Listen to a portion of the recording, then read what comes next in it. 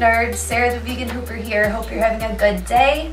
And today I want to teach you a tutorial on how to get from the ISO flower into the OCHO grip. So both of these moves are 2 hoop 1 hand moves, which I use with my dominant hand. If you do not know how to do these 2 moves, you will need to learn them. So I have tutorials in the description box below for the ISO flower, a few variations of the ISO flower, and of course the OCHO grip and a few variations and tricks of the OCHO grip.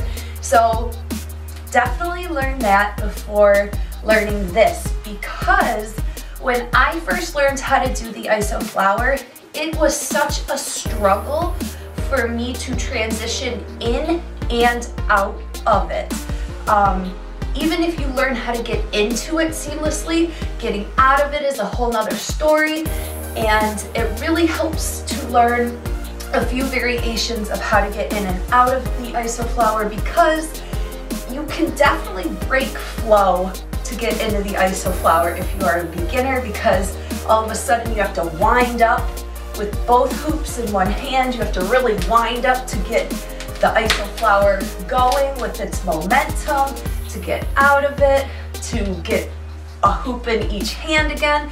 It was just a big struggle for me, and here is just one way to get out of the ISO flower and into the OCHO grip, which is the layered figure 8 2 hoop 1 hand move. And it's much easier to get 1 hoop into each hand from OCHO grip rather than the ISO flower, which is a moving trick. The OCHO grip is just sedentary, if that makes any sense. So anyways, with that being said, if you have a set of twin hoops and you want to learn something new, then let's jump right in. So of course, I am stronger with my ISO flower on my dominant hand, which is my right hand. So to get into the ISO flower in any way you'd like, whatever's your easiest way into the ISO flower, begin isolating vigorously, and the extension of the flower will happen on its own, okay? And I want you to realize that what you are doing is concentrating on the isolation. So what you want to do is realize once you do the hand flip at the top of the isolation, so you're doing a isolation vigorously, once you do the hand flip and re-grip, that is when we will go into the OCHO grip.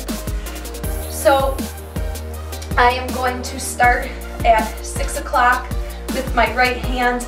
My thumb is pointing to my left side, and I begin the isolation of my ISO flower.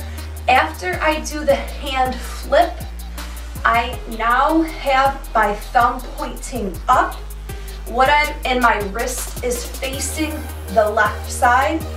What I want to do as soon as I do the hand flip is a fold of my isolating hoop, and I want to fold it to my left side. So now my thumb is still pointing up, but my wrist is facing me, rather than my wrist facing the left side, and I'm in an uncomfortable position. I will fold the hoop, so now I am in a comfortable position, okay? That is what your isolating hoop is doing. You are concentrating when you are doing the ISO flower on an isolation, doing it nice and clean and vigorously. The extension will come, of course, with your other hoop. Once you do the hand flip, you will fold the hoop in almost a quick fashion.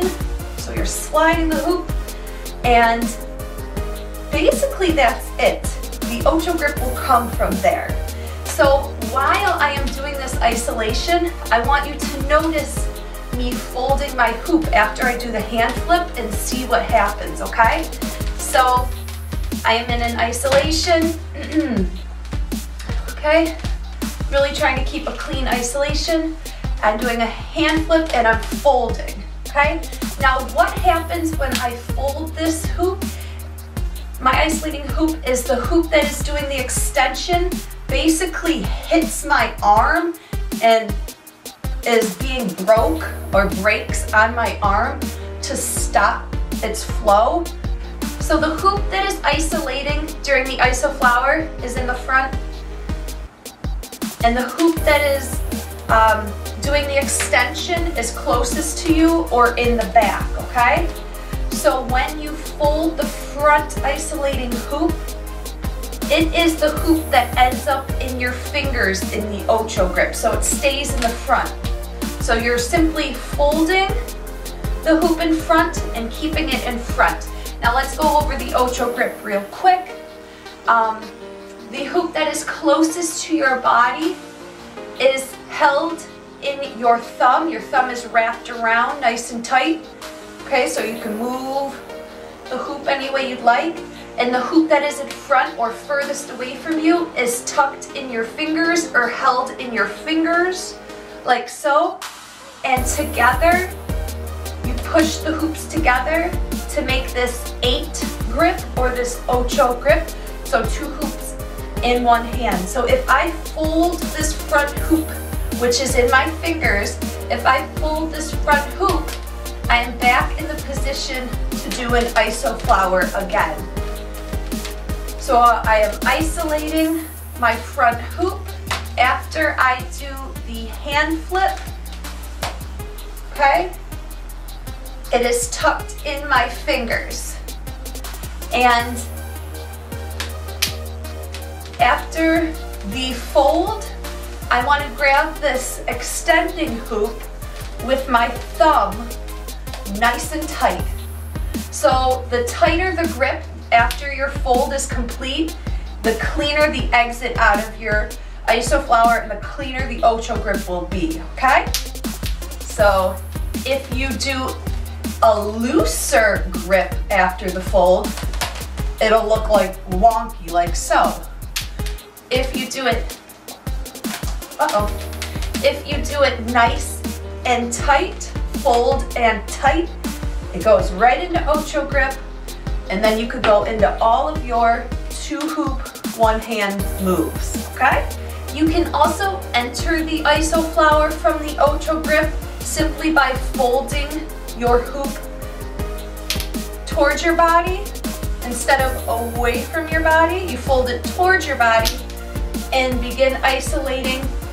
Let go of the hoop closest to you and of course begin your iso flower, but it doesn't look as nice because you are basically doing a vigorous iso flower here, a moving trick, and breaking it into something still. It just looks really neat like this. So if you have any questions, feel free to ask. Just remember you are folding the front hoop away from you and it is staying in front, which is finger held in your OCHO grip, okay? These hoops are from Festival Treasures. Check out their Etsy shop. Use code VEGANHOOPER for cash off of your next purchase. And follow me on Instagram. My name is Spin Junkie. I would love to see you there. And if you have any requests for tutorials, of course, leave a comment below. Feel free to ask. I also give Skype lessons. If you're interested, DM me on Instagram or leave a comment below. And happy hooping!